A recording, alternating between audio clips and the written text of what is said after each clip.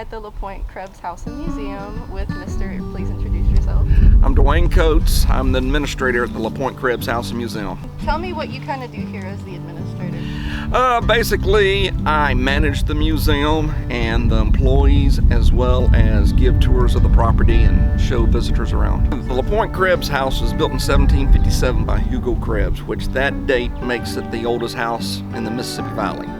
In fact, the only thing that's older is the Ursuline Convent in New Orleans. So Hugo Krebs married Joseph Simone de la Pointe's daughter, and he inherited the property through her. Now, Joseph Simone de la Pointe was the original land grant holder. He got the land grant in 1715. He started developing the Pascagoula area in 1717. There was some doubt as to whether or not Krebs or La Pointe may have built the house. But after Hurricane Katrina, we scientifically dated the house for the first time. That's where we got the 1757 date. So there's no doubt that Hugo Krebs owned the property in 1757. But anyway, that's why it's called La Pointe-Krebs. Okay. Give both of those guys a shout out.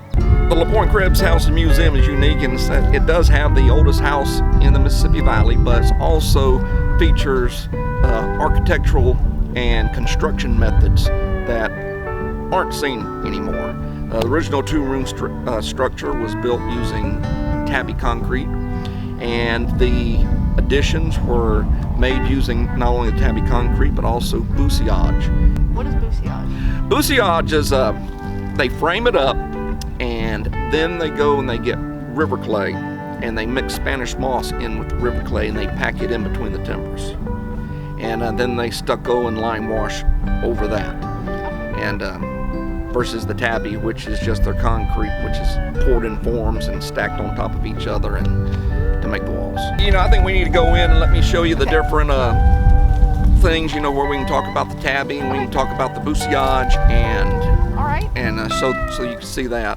All right, the original two-room structure went from this crack, this wall over here, and the original dividing wall was right here where this thin blue line is. Now, they didn't have a fireplace here at that time. That fireplace was added in 1820. So this was just an empty room. The original fireplace in the house was over here. And you can see the base of the original fireplace right down here. That's what the bricks are. And this floor to the left of it, that's 1757 tabby concrete floor. Is that the original floor? Yes. Wow. The original structure, the walls and the floor were made out of tabby concrete. They added this room in 1770 and that room in 1790, and it had a concrete floor underneath the whole structure. Between 1790 and 1820, they started putting wooden floors in, and they raised it 3 different times. And so, of course, every time they raised the floors, they raised the fireplaces. Yeah. So when they were doing the restoration, they discovered that the base of the 1757 fireplace was still here. So we excavated down so that we could expose it so people could see it. So does the blue signify where the wall was? This is where the end of the house was originally. If you look at it, it lines up with this crack right here. Oh, it sure does. So this is 1757 tabby concrete on this side. This is 1770. Mm-hmm. Now on the tabby concrete, you know, they use oyster shells as the base to get the quick lime. Do they? Yeah, so they burn the oyster shells and it gets it really hot, like 2,000 degrees, and that turns the oyster shells into quick lime. Then, the only difference between that and regular concrete, instead of using gravel, they use more oyster shells. Mm-hmm. And then this is some of the bussillage I mentioned to you. Let's talk about these 2 rooms you've got. Okay. Now this one here, this is tabby concrete here. And then the very last section, you know, they finished it with bussillage. Okay. Now you can see Spanish moss right here. Well, you know, that's not what it looks like in the tree. That was redded. Okay. So they did that and got the outer coating off of it, because the outer coating, one, you know, makes you itch and has bugs and things like that, but it will also continue to decay, whereas this here won't. And whereas this wall right here, you can see they just pulled it straight out of the tree. You can tell the difference. And that's the outer coating on that Spanish moss that's been decaying for almost 300 years. Oh, wow. That's unbelievable. But over here you can see the holes, and you can still see some of the original sticks. They poked sticks in there, and that helped hold the clay in place until it got hard. And of course the holes also helped rough up the surface, help the stucco to stick to it. Okay, what's the other room down there then? Okay, this room was added in 1790. And it had a wooden floor in it at one time, and you can tell because the fireplace is at this level.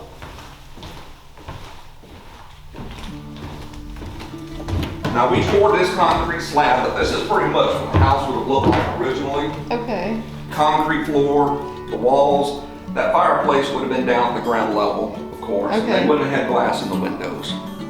Would they have had anything in the windows? They would have had shutters that they closed.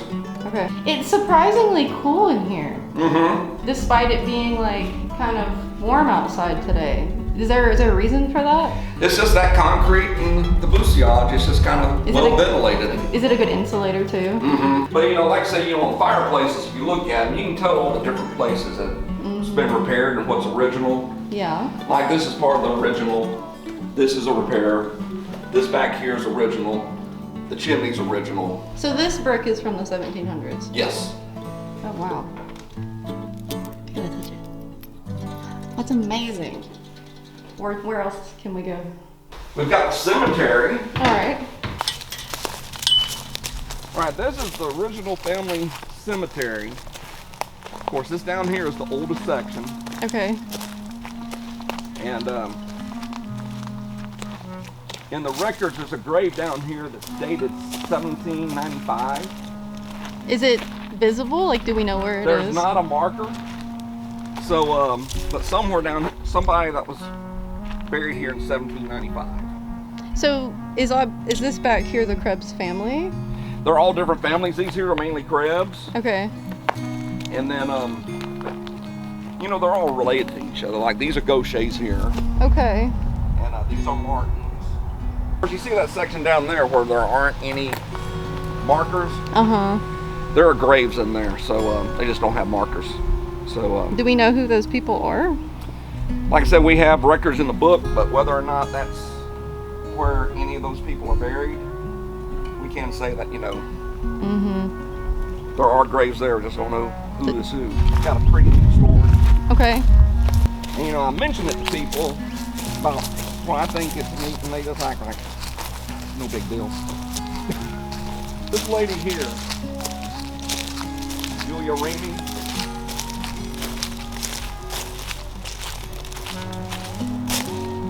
She was a slave. Was she? Yeah, she was a slave. And then after the Civil War, she became a prosperous business person. Mm-hmm. And I mentioned to people that, man, she must have been really well liked and really respected because she's buried in a white cemetery. And that didn't happen in Mississippi. But this isn't the oldest grave on the property. No, the oldest graves are down in here. Do you mind if we walk over there? Absolutely. This I always wonder why this one's kind of swayed over. lopsided compared to, let's see, this is 1828 here. And I think this is probably the oldest one, that oldest marker still remaining that you can read. Cecilia Krebs. Oh wow, she lived 102 years. 1895 to 1997. Goodness.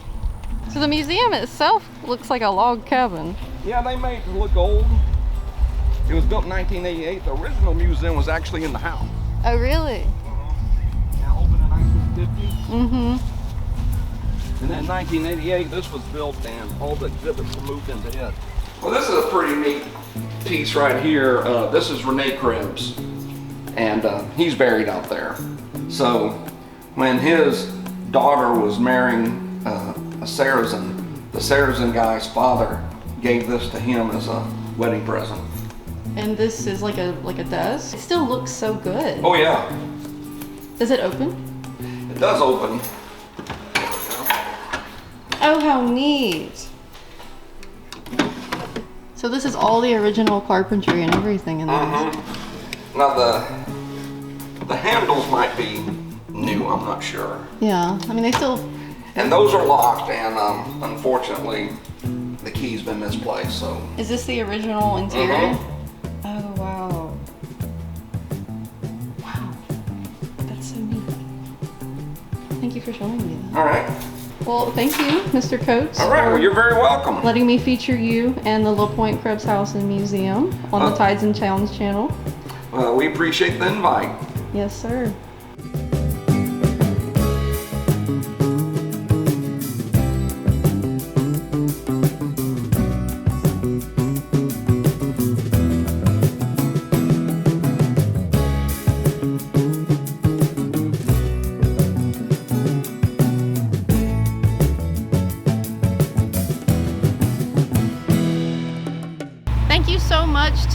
Pointe-Krebs House and Museum for letting me come out and film. And thank you so much to Mr. Dwayne Coates for giving me the tour and giving me this exclusive feature on the house and the museum.